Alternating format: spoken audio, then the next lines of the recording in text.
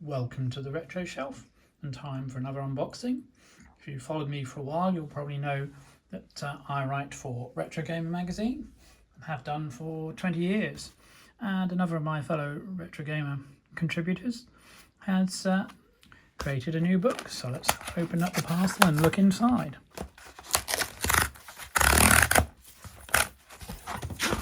This is brand new, just arrived today as I'm filming, and put that to one side. And nicely protected with a bubble wrap here. So we have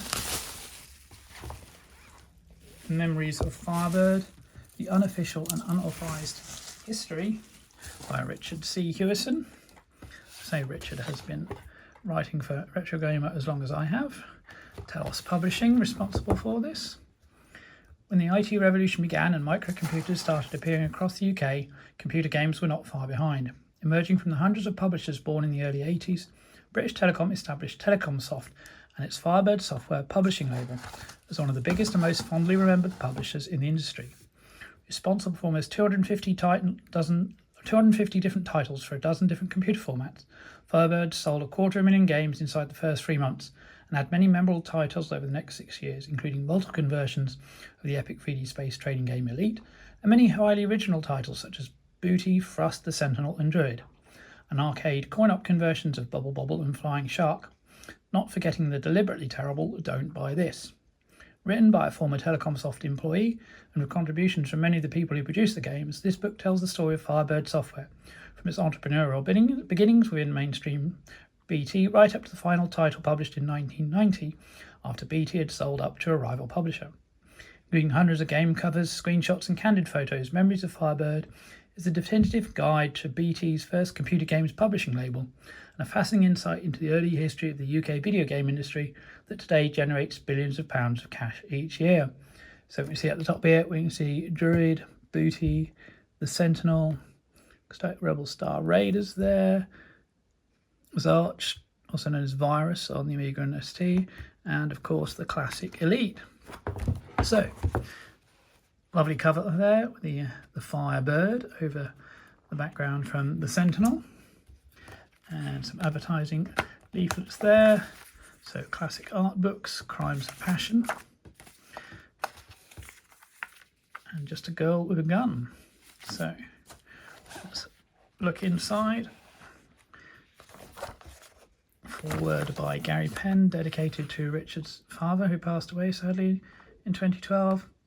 Some of this book's contents previously appeared in edited form on the author's website, The Berg Century Memories of Telecomsoft, between 2002 and 2020, and in articles written by the author for Retro Gamer in 2004, 2011 and 2012. Some images have been digitally restored. So there's different ways of spelling Telecomsoft has been used in the one way for consistency.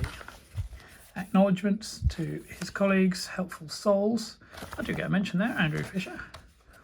Additional thanks, who helped plug a few gaps. Additional information from Britsoft, an oral history, and the From Bedrooms to Billions documentary. Thanks to Stanford University Online Archive, and to Richard's wife. So, and the foreword by Gary. You created games. Marketing folder from Telecomsoft. More screenshots, some interesting games there. There's Richard himself. The introduction. ZX Spectrum and BBC B. Come the Revolution, Chapter 1, the Commodore 64 there. Capture of CPC. Dr. Edwin Williams and Richard Hooper, instrumental in the startup. Talking about Prestel Online Network, accessible for Micronet 800. David Laycock from Trevor Havelock. The GameStar service, which would have been an early form of supplying games over cable. James Levy and the in-house database magazine. Software publishing and distribution plan for 1984. Farflace Software's advert, because that's what the company was previously known as, and then changed to Firebird. Covers of 4 Microgold games from Tony Rainbird, who then joined Firebird. Budget Rivals Mastertronic. Early covers. These early covers showed you a screenshot of the game on the format you were buying, which is always a good idea. Promotional briefcase for the sales reps. Duck by Melvin Wright. Booty by Kevin Mountain and John Kay, and I've just been a brilliant article on that by Graham Mason in Retro Gamer recently.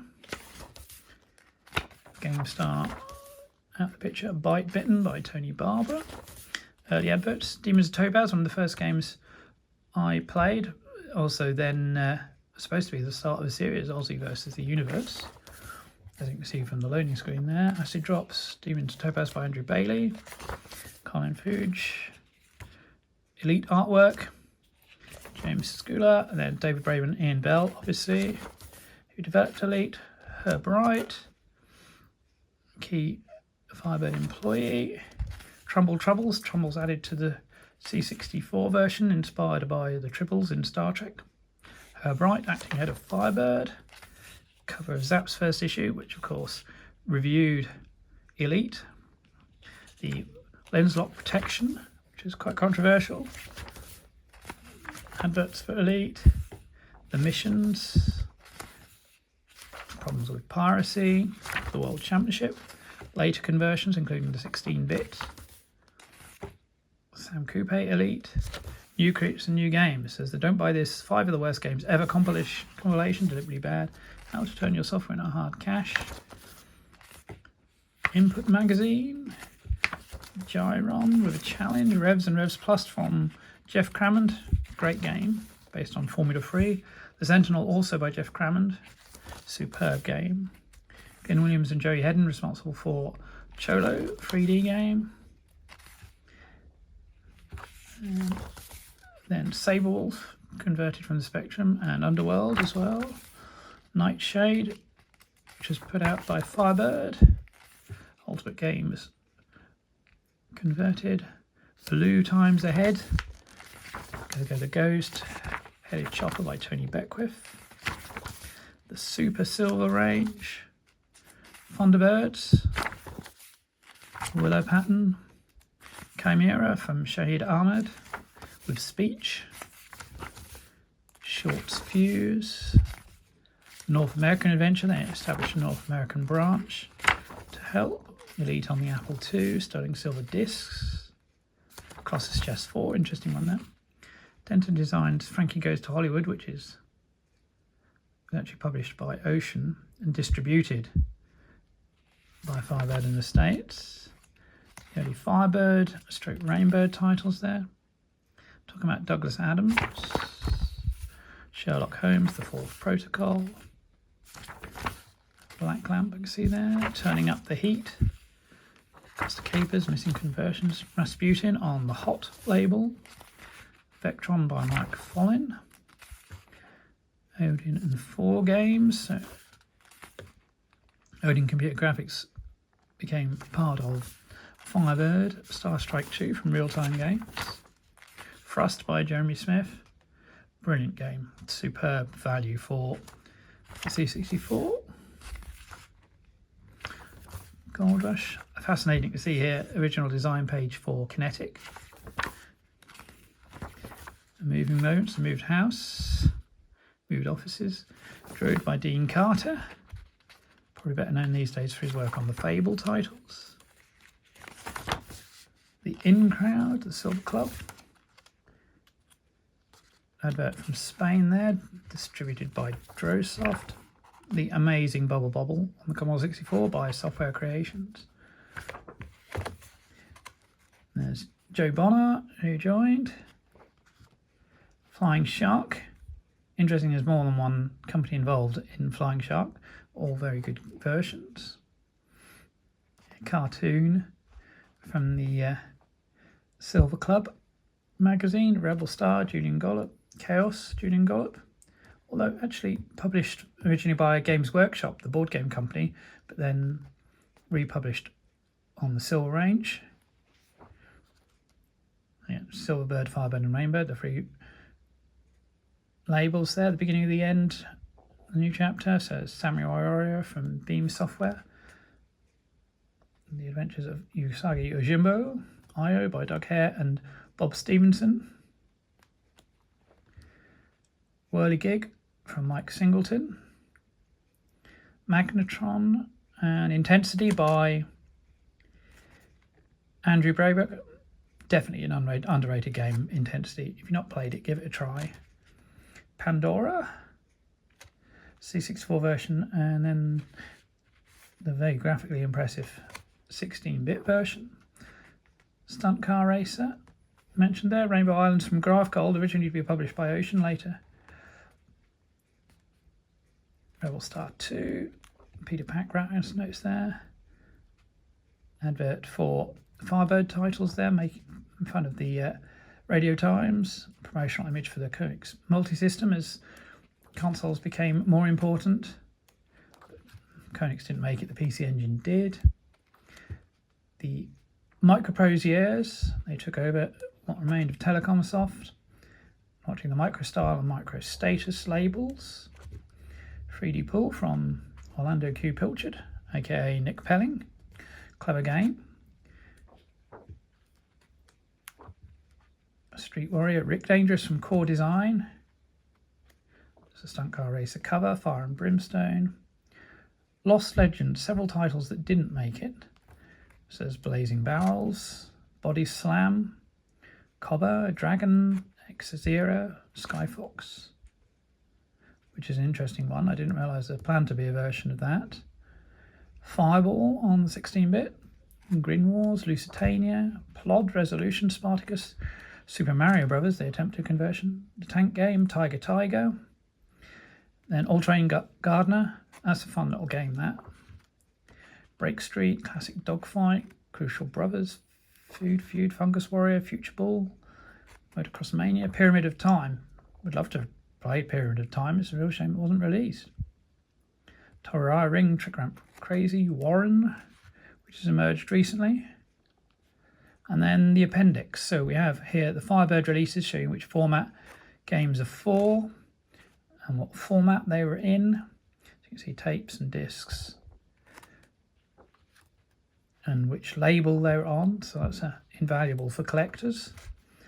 Unsolved Cases. Empire wasn't published on disc for the CPC. Firebird Licensees Incorporated, the North American section, their publications. But again, some mysteries there. And then a gorgeous gallery then of the covers for the games with the list underneath of who created them. As you can see, moving through the Silver range, complete spines of all the Silver games there. I do love Train Robbers, great fun.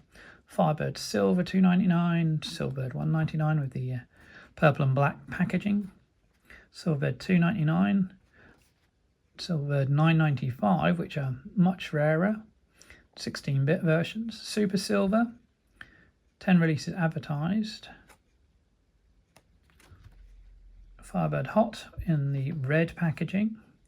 Firebird Gold editions, which includes the original Elite. 2 game discs, which are definitely very rare, those ones. You don't see many of those about. And then the Firebird conversions, Ultimate Games, and then Firebird itself. Savage there. One of the better known titles, the North America releases. 2 discs. Firebird releases through Microprose, including Bushido Way of the Warrior from Graph Gold. The Odin Deal. Tudor Enterprises, which is 8 re-releases. And then a selection of adverts for Silverbird games over the years, and then a collection of the memorabilia and some rare behind-the-scenes photos as well. And there's an index at the back and about the author. So there we go, another very impressive book for the retro shelf. Looks like it's filled with detail and interesting anecdotes, and congratulations to Richard on publication. I hope you've enjoyed this unboxing video. Stay tuned to the channel for more retro shelf, merch stand, unboxing and gameplay videos. Keep it retro.